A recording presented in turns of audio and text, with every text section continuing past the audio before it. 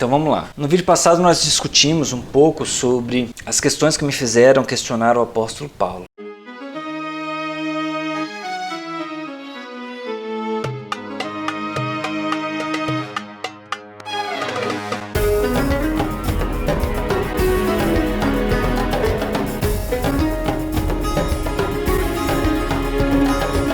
Todo bate-papo eu mostrei, ora nos slides e ora pelas histórias que eu presumo que os estudantes da Bíblia conheçam, sobre as discrepâncias entre os fatos e entre as palavras dos envolvidos. E aí nós temos novos quadros para analisar. E dos principais cenários nós temos a discrepância das palavras de Paulo com as de Jesus enquanto Jesus estava vivo. Nós temos as contradições claras de Paulo nos seus próprios relatos e também entre os relatos dele com Lucas. Nós temos as polêmicas de Paulo nunca antes criadas por nenhum outro apóstolo e nem por Yahushua HaMashiach, porque Paulo muitas vezes se mostrava arrogante e ofensivo de uma forma que Jesus nunca proferiu. Por isso que eu duvido muito daquele Jesus que mandou odiar pai e mãe e disse que quem não amasse mais a ele do que a pai, mãe e filho não seria digno da graça dele. Parece mais um Jesus paulino do que um Jesus Mashiach de verdade, um líder de verdade. Temos um Paulo muito arrogante e além de tudo ele usa palavras como não minto, no momento em que o seu relato e o relato de Lucas são diferentes. Essa aí, quando a gente pega as palavras de Jesus para dizer que juramentos podem ser em vão, e em toda a escritura, juramentos em nome de Yahu, em nome de Deus, em nome de Yahuwah, em nome de Yahvé, que tange ao terceiro mandamento, conforme a série que nós vimos sobre qual é o verdadeiro nome de Deus. Eu falo sobre o terceiro mandamento, que não é usar o nome de Deus em vão, mas é usar o nome de Deus em shuar, que seria em falsidade e para destruir, deturpar coisas, ou seja, não usar o nome de Deus em falsidade. E Paulo usa o nome de Deus em falsidade e diz que não mente. Gente, eu não posso estar ficando maluco. Eu tenho os escritos originais, eu tenho os dicionários, eu me rasgo de fazer slide aqui, eu me rasgo de estudar. E chega no final das contas, parece que as pessoas querem abraçar isso daqui como se fosse o inerrante. Para, cara. Então vamos lá. A coisa que eu acredito que seja mais grave no Novo Testamento é a idolatria a Jesus. Porque torna Deus e a lei uma parte de Israel que é descabida aos gentios, muito diferente do que nós vimos na série da lei e o tempo do fim, onde Israel, gentios e estrangeiros são a Israel física. Não existe Israel espiritual, é Israel física. O Israel espiritual está no coração de cada um, seguindo a lei e dando testemunho de Yahushua HaMashiach. Então, os gentios são uma parte descabida de Israel. Eu tenho uma pergunta a fazer. Quem são os gentios? Os cristãos não sabem responder quem são os gentios. Qual é a raiz da palavra gentil? Que foram espalhados pelo exílio e precisam, pela profecia das tuas casas Israel, em Ezequiel 37, reajuntá-las novamente, para que então chegue o fim dos tempos. E o servo do Senhor, o servo de Hur, de Yahuwah, veio para fazer isso. Então os cristãos não sabem quem são os gentios, mas querem dar aula de teologia sistemática paulina. Então nessa série sobre o apóstolo Paulo, nós vamos ver desde o nascimento de Paulo até a juventude. E vamos analisar aonde estava Paulo nos respectivos momentos da vida teológica do Novo Testamento. Até quando ele passou a fazer uma parte que é tida como uma parte principal, onde ele carrega o Novo Testamento quase nas costas com a ajuda de Jesus e do Espírito Santo. Ele carrega as igrejas, passa a derramar o Espírito, colocar a mão sobre as pessoas, anulando muitas vezes até o batismo de João. Tá, então nós vamos ver a conversão de Paulo e os primeiros atos de Paulo após a sua conversão. Uma conversão extremamente controversa, narrada em Gálatas de um jeito e em Atos de outro, com tentativas inúmeras de harmonizar aquilo ali. Especialmente dizendo que não era o objetivo de Lucas ou não era o objetivo de Paulo dizer coisa A ou coisa B. Sim, a Bíblia está cheia de contradição, desde o Antigo Testamento. Mas essa é a série do ano que vem. Nós vamos ver agora, muito parecido com o que nós vimos nos vídeos sobre o Netzarim, o Concílio de Jerusalém, do início ao fim dele. E vamos analisar se realmente as 4 leis aos gentios transformaram a vida deles para que, conforme Yahushua falou a João em Apocalipse, os gentios entrem por uma das 12 portas das 12 tribos de Israel da Nova Jerusalém, por seguirem os mandamentos de Deus e darem testemunho sobre Yahushua HaMashiach. Então eu vou abrir o Concílio de Jerusalém na tela, assim, pá! Nós vamos ver as viagens e as epístolas de Paulo. Como foram essas viagens? Vai ser uma delícia viajar junto com Paulo. Vou botar mapa na tela, vamos botar tudo. Em que momento dessas viagens ele começou a escrever as epístolas e por que ele começou a escrever essas epístolas? E tem muito cristão que, não, eu já sei. Em Corinto era um problema A, em Tessalônia era um problema B, na Galácia era outro, em Éfeso era outro, e assim eu consigo fechar toda a teologia sistemática e ver que Paulo era ótimo e que existia um ministério aos gentios. Eu quero ver o cristão sentar comigo aqui. Tá? Eu não estou ameaçando ninguém não, gente. Eu sou um tampinha de 1,70 m. A questão é a gente abrir um podcast com isso daqui, fazer uma mesa redonda com isso daqui, e eu vim e trazer isso daqui e isso daqui. Deixa eu ver. Porque aí a coisa vai ficar feia, bonita, né? A gente vai desvendar de verdade o que é a Bíblia. Gente, isso aqui é a Bíblia. Isso daqui é a Bíblia. Isso daqui é Bíblia. Isso daqui não é Bíblia, não. Tá? Isso daqui é o mais próximo que temos. E mesmo assim está faltando coisa aqui também. Tá? Sociedade Bíblica, escritores da LXX, Westminster e o Nestle Aland começaram um trabalho que a Sociedade Bíblica compilou. Então, cuidado em Sociedade Bíblica, vai cair sobre o colo de vocês. Então, nós vamos ver todas as epístolas paulinas em detalhes. E nós vamos ver também as audiências de Paulo perante os governantes. Gente, isso aqui é um capítulo à parte. Meu filho está chorando, vamos ver que horas que ele para. Ele está gritando, na verdade. Temos todos os problemas em casa. Eu vou também fazer um vídeo uma hora sobre como é aqui em casa, a convivência minha com minha esposa e com os meus filhos. E aqui em casa nós temos bastante testemunhos, temos vizinhos para contemplar as pequenas discussões, as leves discussões entre os meus dois filhos, que eles são gêmeos, mas eles são bem diferentes um do outro. Algumas vezes que eu e minha esposa discutimos calorosamente, ou quer dizer amorosamente, porque nós ainda estamos em Techuvá e temos muita coisa para ajeitar ainda, tanto na rotina do lar quanto na nossa teologia. E somos uma família comum, mas somos uma família que estamos buscando o retorno ao Criador. Então nós vamos ver as audiências dos governantes como um capítulo à parte dessa história. Vamos ver a prisão em Roma, conforme o último slide do último vídeo que eu falei, que foi o que me fez parar o canal, além daquela pergunta central, o texto em que Paulo manda a carta para Timóteo pedindo que tragam a capa, os livros e traga Marcos para o ministério, e que Lucas já estava lá com ele. Então nós vamos ver a prisão de Paulo, as prisões de Paulo e a final prisão em Roma. E o fim de sua história na Escritura. Parece que o capítulo de Atos foi cortado e existe mais coisas. Nós temos aqui 3 apócrifos para a gente se divertir, tá, gente? Inclusive com a carta de Paulo a Sêneca, tá? Discutindo ali quem assina o quê, quem escreve, uma Paulo assina no final, mas quem assinou foi não sei quem, vamos ver isso tudo certinho também. Isso mostra que as cartas de Paulo, muitas não foram escritas por ele, isso já está no próprio Novo Testamento grego, tá? E só que nós vamos ver toda a história de Paulo com outros enfoques. Vai ser maravilhoso. Essa série tá gigante, mas ela tá linda. Nós vamos ver a relação de Paulo com os fariseus, desde o nascimento dele, a infância dele, a juventude dele. Nós vamos ver o relacionamento dele com os fariseus em toda a história de Paulo, para analisar em que ponto ele sai do farisaísmo, ou melhor, se ele sai do farisaísmo. Porque parece que o plano dos fariseus era atacar o ministério do Mashiach. Era atacar o ministério de Jesus, desde o ministério de Jesus até após a morte de Jesus. E talvez Paulo tenha sido usado para isso. Só que nós vamos evidenciar isso e cada um tire a sua própria conclusão. Eu estou aqui para provar nada para ninguém, mas eu vou colocar as cartas na mesa. Vai ter um monte de cristão desesperado dizendo que eu estou colocando a semente do mal, e vai ter gente cristã sincera e nazarenos sinceros que vão ver as cartas na mesa e vão tirar suas próprias conclusões.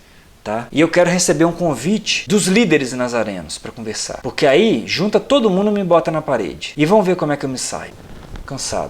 Vamos lá então, vamos ver também a relação das epístolas e dos evangelhos, todos com Marcos, Lucas e Paulo. Nós vamos ver onde esses 3 personagens estão dentro de cada um dos evangelhos e dentro de cada uma das epístolas. Quando Lucas entrou nas epístolas, quando Marcos entrou nas epístolas, que ato seria a descrição de tudo isso? Quando Lucas e Marcos entraram nos evangelhos, e aonde estava Paulo nisso tudo? Vamos evidenciar isso tudo para mostrar as contradições. E por falar em contradições, vamos ver também um dos enfoques de toda a história de Paulo é o Tiago, líder em Jerusalém após o Rosh Hashanah, questionar a fé sem obras, e Paulo colocando as obras da lei em questão. Porque se nós pegarmos as palavras como premissa, tanto as obras da lei quanto a fé sem obra ser morta, e a obra da lei não justificar, isso não pode ser um conjunto fechado de teologia, a não ser que haja 2 ministérios diferentes, um aos gentios e uns aos da circuncisão, o que nós já vimos no vídeo passado e vamos começar a ver nessa série, que é muito questionável, porque lá nas minissérias sobre a lei e o tempo do fim nós já falamos sobre a lei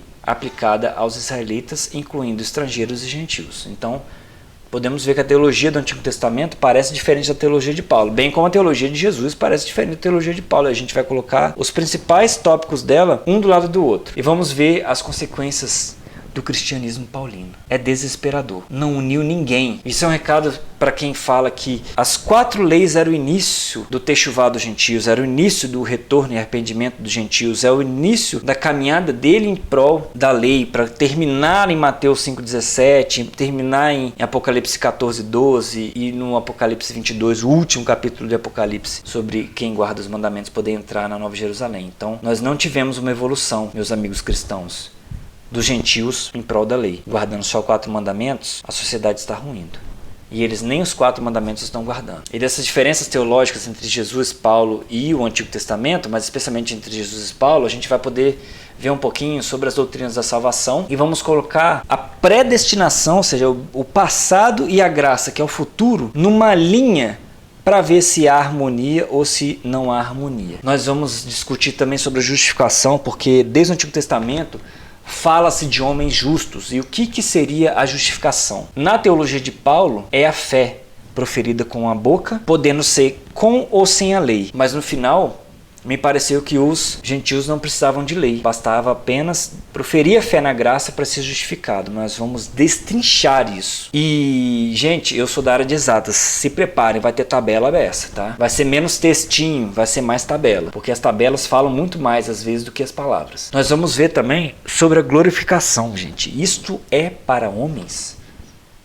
Ter glória, ser glorificado no fim, ser chamado porque é predestinado a ponto de ser justificado e glorificado. Isso é para homens? Vamos dar uma olhadinha no Antigo Testamento? Vamos dar uma olhadinha no que seriam as palavras de Jesus nos Evangelhos e vamos dar uma olhadinha no todo para ver se essa teologia da glória parece ter mais a ver com o helenismo do que com o hebraísmo. Vamos dar uma olhadinha nisso também. A expiação salvífica, seja limitada, expiação limitada, nós vamos discutir a expiação salvífica. A expiação foi para expiar os pecados ou foi para salvar? Isso me confundia muito na hora de eu ler as escrituras, então eu parei de estar confuso. Estou cansado de Paulo. Nós vamos aí ver então, no final das contas, o ministério aos judeus e aos gentios. O ministério trata sobre isso, sobre a salvação. E a oportunidade de nós conhecermos Yahushua HaMashiach. E por falar em Yahushua HaMashiach, nós vamos ver também sobre a literalidade de quando se diziam que Jesus era filho de Deus ou quando Jesus disse isso. Será que ele deixou claro que ele é o filho literal de Deus? Ou conforme o Antigo Testamento, Israel é o filho de Deus? Não de uma relação de Deus com uma deusa ou de uma criação espiritual, mas Israel seria o filho escolhido por Deus. E aí vamos entrar inclusive em Isaías, para ver até que ponto ali o servo do Senhor é Yahushua HaMashiach ou é Israel.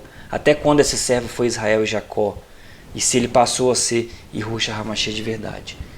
Jesus, o Filho literal de Deus, é um vídeo imperdível. Nós vamos ver sobre o Verbo. Quem era o Verbo? Era Deus ou era de fato Jesus? Eu vou até trocar agora. Era Jesus ou era Deus? O Verbo. O Verbo estava com Deus. Então parece que existia uma segunda pessoa ali. Isso era o que eu cria. Isso é o que 2000 anos de teologia cristã fez a gente crer. Mas se a gente vê João 1, o evangelho todo em grego, nós vamos ver ali que a palavra de Deus é... Tema para o vídeo. Vamos ver sobre a crucificação.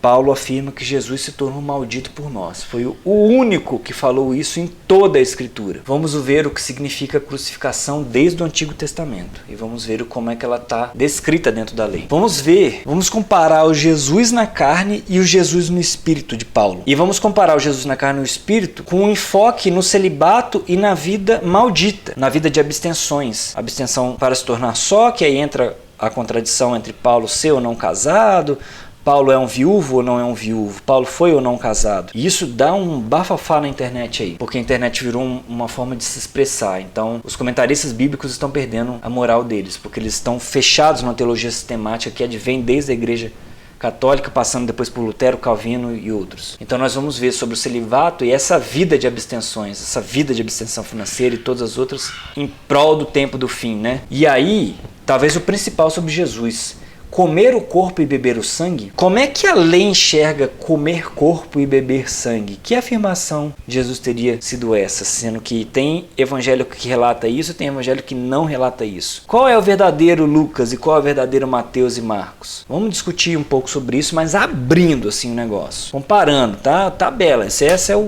a série da tabela. Doutrina sobre o Espírito Santo. Deixa eu pular logo para o último item, porque eu já estou falando dele há um tempo.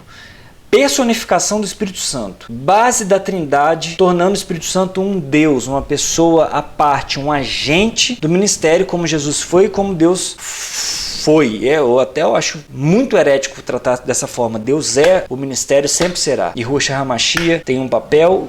O Espírito Santo é um atributo do Criador aos designados por ele. Mas além da personificação do Espírito Santo, o Espírito Santo andar na rua aí fazendo coisas por conta própria, nós vamos ver sobre os dons do Espírito Santo, que parece que teve um derramamento aí de Espírito Santo, né, pentecostais? E isso está sendo feito até hoje aí, para botar o grilinho aqui, para ganhar dinheiro, né? Vamos dar uma olhadinha sobre os dons do Espírito hoje. Há pessoas que acreditam que esses dons são manifestados e há inúmeras testemunhas que dizem que sim. Vamos dar uma olhadinha nisso tudo aí. Falar em línguas também seria um dom do Espírito Santo. Agora pergunta, que língua? Grego, em azul, e hebraico? É isso? É falar em línguas? O que é falar em línguas? Pra que falar em línguas? Tá? Tô cansado dessa patifaria também. Curas milagrosas e ressurreição. Seriam bondades ou pirotecnias ministeriais? Vamos abrir toda a ressurreição, do início ao fim das Escrituras. Vamos abrir todas as curas milagrosas, ou então as principais. E vamos dar uma olhadinha no como isso foi tratado após o derramamento do dom do Espírito Santo. Que pelo Novo Testamento, Jesus promete o Espírito. Inclusive está em João, se não me engano, João 13. Nós até abrimos João 14 no primeiro vídeo da série, mas se não me engano, João 13, João 12 e João 15. Perto de João 14, Jesus promete o Espírito. Sei não, hein? Profetas, até quando? Até quando foram os dons de profecia? Seria eu, Rafael, um profeta? Ou jamais isso seria possível? Vamos ver no Antigo Testamento até quando irão os dons de profecia. Parece que os dons de profecia continuam. Seria um dom do Espírito direto do Criador, como Isaías, Jeremias, Daniel e os profetas menores também foram. E aí sobre a personificação do Espírito Santo nós já comentamos brevemente. E aí, dando sequência inclusive à personificação do Espírito Santo, quem age na Escritura? Deus, Jesus ou o próprio Espírito Santo? Nós vamos ver isso da forma como quem agiu no Novo Testamento. Até que ponto são palavras de Jesus e até que ponto são palavras do Espírito Santo? Ou será que nada disso existe e são palavras de Deus? Nós já vimos previamente no vídeo anterior, mas isso inclusive em João 14. 14, 12, se não me engano, que a gente viu no vídeo anterior, capítulo qual acerca dele veio a promessa de Jesus e do Espírito Santo. Seria essa promessa uma verdade? Nós vamos ver então que quem age no Novo Testamento são as pessoas, mas quem planifica isso, quem torna isso um plano, como se fosse o legislativo e o executivo, são pessoas distintas. Nós vamos abrir isso também. E olha que interessante, nós vamos ver o que são Cristos, porque pelo andar da carruagem, pela história dos hebreus, não houve só um Cristo, houveram vários Cristos, assim como houveram vários profetas, apóstolos e discípulos também. Mas o enfoque é, aí no pequenininho, o que faz o Messias? Qual é o papel de um Messias? O que ele desempenha? Qual é o executivo do Messias? Ele veio cumprir o quê? Que legislação que ele veio cumprir? Cumprir no sentido de realizar. Quais são as ordens de Jesus para os apóstolos? Vamos assim, na cara, qual é a ordem que Jesus deu aos apóstolos? No início do ministério da vida de Jesus, ele deu ordens, no meio e no fim ele deu ordem. E agora, me parece que Jesus existiu desses apóstolos, porque é o que está aqui, nessa coisa errante. Deus é inerrante, mas essa coisa aqui tem palavra de pessoas aqui. Então nós vamos ver se Jesus existiu dessas pessoas ou não. E vamos ver de cara se Paulo seguiu a ordem do Jesus vivo. Ou se ele seguiu a ordem de outro Jesus. De qual Jesus que Paulo seguiu a ordem? Está instaurado o cristianismo paulino. E isto talvez seja o tema do último vídeo da série. Não esse Paulo seguiu a ordem de Jesus, de qual Jesus, mas o cristianismo paulino. Nós vamos ver a consequência do cristianismo paulino, assim como eu prometi. O ministério aos gentios, isso era para existir? Gente, parece que eu já respondi essa pergunta, mas nós vamos destrinchar isso. E vamos voltar, igual na série do Qual é o Verdadeiro Nome de Deus, vamos ver quem são de fato os gentios. Outra teologia paulina, arrebatamento. Existirá arrebatamento? Já existiu arrebatamento? Enoque e Elias foram transladados, isso é um arrebatamento? O que é o arrebatamento? Vai existir isso novamente? Vamos destrinchar isso com as profecias do fim? Gente, eu tenho um livro de escatologia aqui, mas esse livro ele consegue ser tão ruim, escrito pelo consagrado Millard J. Erickson. Escatologia e a polêmica em torno do milênio. Cara, o milênio não tem polêmica nenhuma. O mundo vindouro existe, tá? Esse livro de escatologia aqui é uma perda de dinheiro, mas é aqui que está toda a teologia cristã, conflitando com a teologia judaica e outras coisas. Vale a pena esse livro aqui? Gente, eu tive que comprar para poder aprender o que cristão pensa, porque eu, quando leio a escritura, eu quando pego a bagaça para ler aqui, quando eu pego para ler a escritura de verdade, eu consigo chegar às minhas próprias conclusões sem depender de inúmeros vertentes de escatologia. Então tá, comprem o livro. Eu não sei se vale a pena não. Inclusive a Editora Vida pode me dar parcela dessa propaganda da venda, tá? Vamos ver também como Jesus via o fim dos tempos, por falar em escatologia, por falar em arrebatamento. Jesus disse alguma coisa sobre o fim dos tempos? Quais foram essas coisas? Quando ele disse, quais foram essas coisas? Qual era o contexto do que ele estava dizendo? E como isso terminou? Eu tenho muitas perguntas para fazer a Jesus. Tem hora ali que ele parece que ele errou, mas vamos ver. É o Jesus de Paulo, né, gente? Não é Yahushua HaMashiach. Mesmo que não saiba, ou esteja dito que ele não sabe quando será o tempo do fim, os judeus estão contando o período de 6.000 anos. Talvez até os judeus saibam o período do fim, mas o próprio Yahushua HaMashiach não sabe. E aí, quando ele fala alguma coisa, ele fala excelentes coisas em um determinado capítulo e fala em outros capítulos espalhados e coisas esquisitas. E aí nós vamos ver como Paulo via o Messias e a volta do Messias e vamos comparar com esses supostos erros de Jesus sobre o tempo do fim. Como Paulo queria que os discípulos vivessem nesse tempo do fim e como efetivamente Paulo viveu e quem mantinha Paulo. Ele trabalhava realmente por conta própria ou eram outras pessoas que os mantinham? Será que as pessoas que os mantinham coordenavam as ações de Paulo, né? E quem seria essa pessoa? O Espírito Santo mantinha Paulo? Paulo queria que nós vivêssemos a vida no Espírito e não a vida na carne? Ou isso era um plano maldito para acabar com os discípulos de Jesus? E quem estaria por trás desse plano? Lógico, já sabemos, são os fariseus. E aí, seguem perguntas gerais também, né? Paulo já se contradisse? Onde ele se contradisse? Paulo já mentiu? Onde ele parece ter mentido? Ou posso dizer, onde ele mentiu de verdade? E aqui, que também é um questionamento até essa coisa do modo de ver o tempo do fim, como Paulo viveu, vamos responder a pergunta, Paulo era um estelionatário ou não? Com toda a sua arrogância, Paulo. Tá? E aí nós vamos questionar se Paulo realmente teve uma revelação ou não. Se ele foi um apóstolo, um discípulo, um profeta, se ele foi um Cristo, se ele pareceu ser um Cristo, ou se não foi nenhum deles e nenhum disso. Se Paulo realmente ergueu as congregações sozinho, né, com o auxílio de Yahushua HaMashiach, de Jesus ressurreto. Nós vamos ver também se os verdadeiros apóstolos trabalhavam ou não. Será que eles realmente não trabalharam?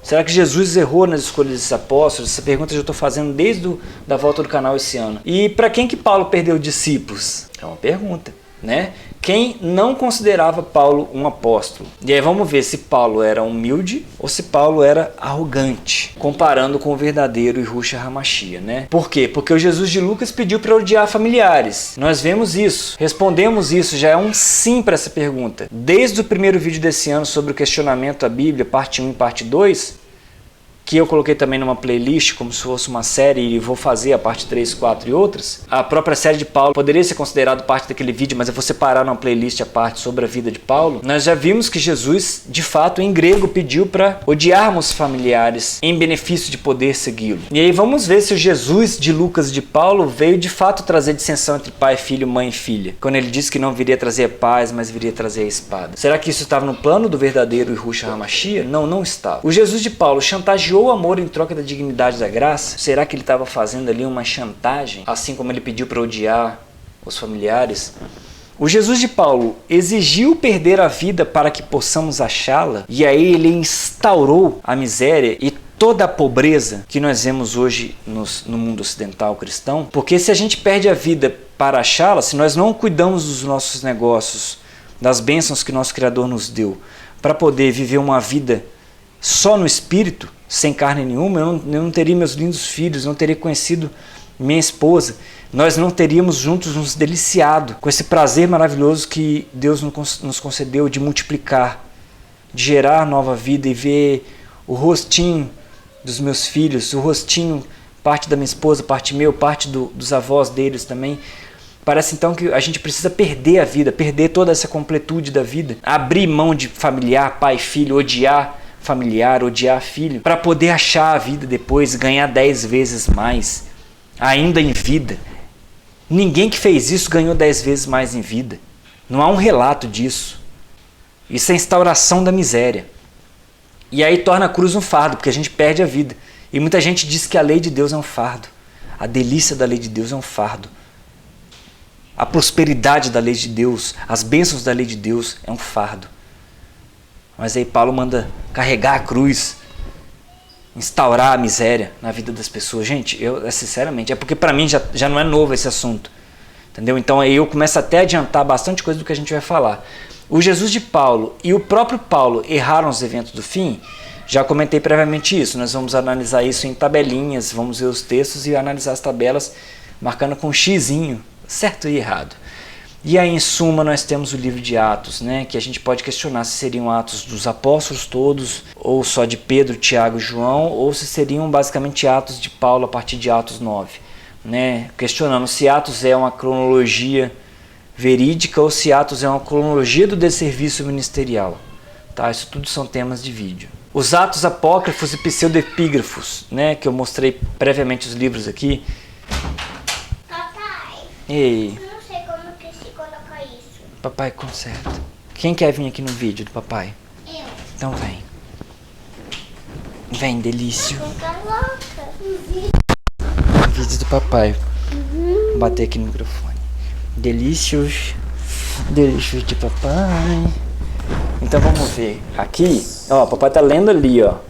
Quem aprender a ler vai trabalhar, hein? Preste atenção, hein, cara. Trabalhando. Nós vamos ver se os apócrifos pseudoepígrafos valem a pena serem lidos, tá?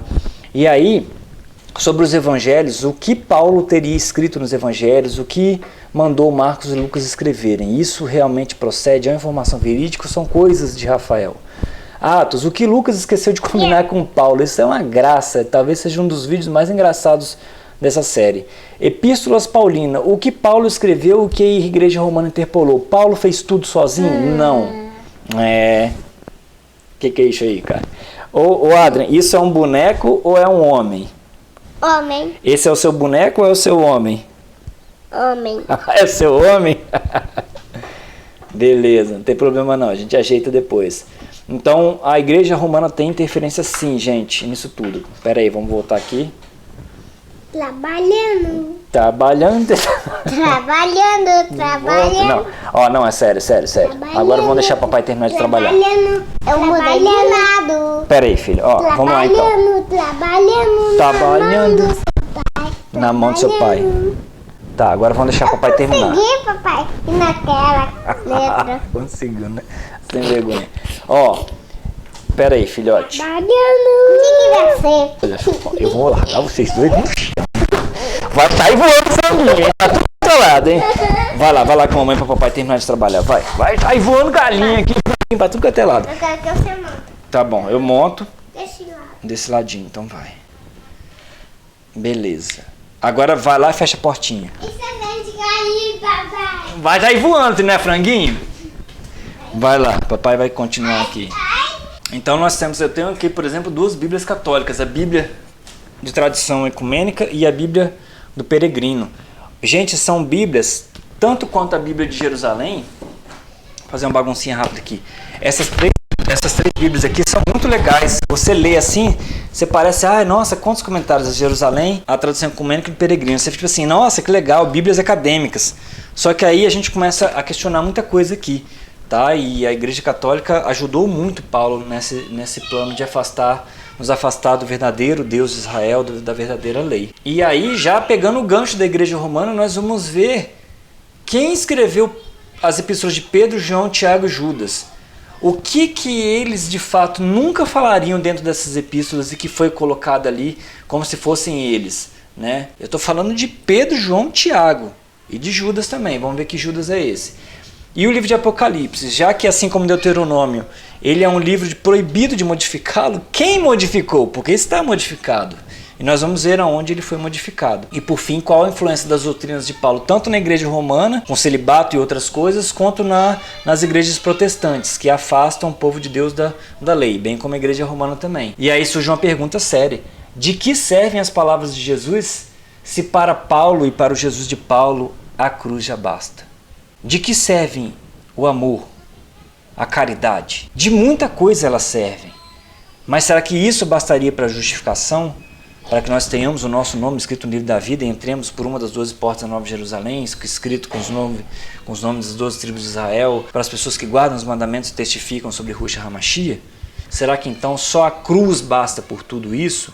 Para que a cruz basta? O que é a cruz? O que é carregar a cruz? Porque se Yahushua HaMashiach tivesse sido morto por guilhotina, estaríamos carregando uma guilhotina no braço. Não é, católicos? Paulo e as suas palavrinhas. O meu parecer, o parecer do Espírito, me pareceu bem. Tiago falou isso mesmo? Ou são coisas de Paulo? O meu parecer. O parecer de Paulo vira lei.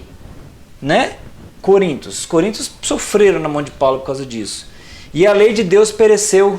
Palavra de Paulo, está entre aspas, eu vou mostrar esses textos todos. E aí, concluindo também, historicamente, gente, nos parece que Paulo é tratado como um ser bipolar pelos judeus, porque ele ora parece que está em prol da lei, outra hora parece que ele está absolutamente contra, e os cristãos explicam isso como diferença de ministério aos gentios e os da circuncisão. Só que aí os judeus também fazem uma análise sobre Yahushua HaMashiach e veem que o Novo Testamento inteiro está com problemas, e assim eles afastam Yahushua HaMashiach da história e passam apenas a pregar entre eles, os filhos e as descendências dele, já desde os comentaristas antigos. Isso aqui também é uma delícia de ler. Além da Bíblia de tradução ecumênica, de Jerusalém e a Bíblia do Peregrino, que seriam Bíblias acadêmicas, inclusive a Bíblia do Peregrino é do mesmo autor, Luiz Alonso Schockel, tá? Do dicionário, referência nas universidades, do dicionário hebraico de referência nas universidades. Ó, até verdinho os dois, ó. Eita, eu tô fazendo propaganda de graça para muita gente, né, editora Paulus? Manda para nós, hein? Eu já cheguei na editora Paulo no ano passado, nela e em outras editoras, uma série Qual é o Verdadeiro Nome de Deus. Então os judeus tratam Paulo como bipolar e acham com total razão que a igreja hoje é ingênua e herege. Quem é que vai discordar dos judeus? Eu não discordo, tá? E os muçulmanos veem Paulo como um apóstata e anticristo. E eles pegam até mais pesado, dizendo que é a igreja de Satã. Tá? E muitas pessoas vão dizer, os muçulmanos, a casa de Ismael, do filho primogênito de Abraão. Está dizendo que Paulo é um homem de Deus, é um anticristo, um apóstata, dizendo que a igreja é a igreja de Satã, fundada por um anticristo. Será que o filho mais velho, os descendentes do filho mais velho de Abraão estão sem razão ou com a razão? Temos uma série inteira para provar isso. E terminamos com a pergunta-chave. De quem é a culpa por tudo isso? É o tema do nosso último vídeo da série sobre o cristianismo paulino. De quem é a culpa?